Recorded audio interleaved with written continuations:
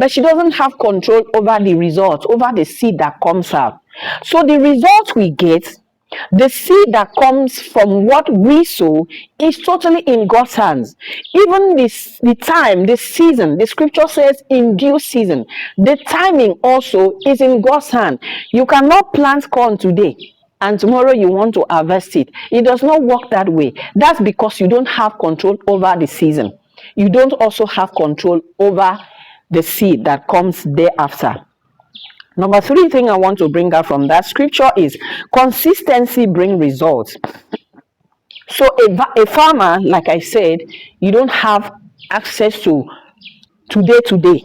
All right, you have to be consistent. What you simply do when it comes to farming, okay, I'm just using farming as an example. What you do your planting, you water the plants, you weed the grass, and you wait.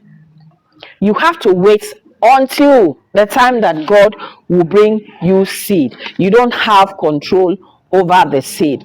So step number 2, small steps lead to great victories. Small steps leads to great victories. Zechariah chapter 4 verse 10. Somebody should go there. Zechariah chapter 4 verse 10. It reads, "Who dares despise the day of small things?" Please, I'm reading these scriptures in parts, okay, because of our time. Take time and read them at home. Who dares despise the day of small things? That's because God values faithful beginning. The size isn't the problem here, but you have to be faithful. You have to be committed. Do you understand me? And so you should understand that every business you see, all the businesses you see today, big businesses, big companies, conglomerates, they started with just a little seed.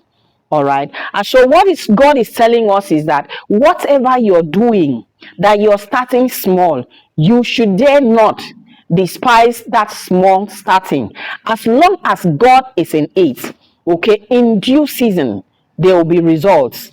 All right. So I like to talk about David because the life and times of David has so much for us to learn from. All right. David was faithfully caring for the sheep, while the older brothers were just at home, looking handsome, combing their beards and looking shiny. Do you understand me? You know, there are some jobs in our families that we just think, it belongs to the last born of the house. So as far as they are concerned, taking care of sheep, David can do that. David, please go and do that.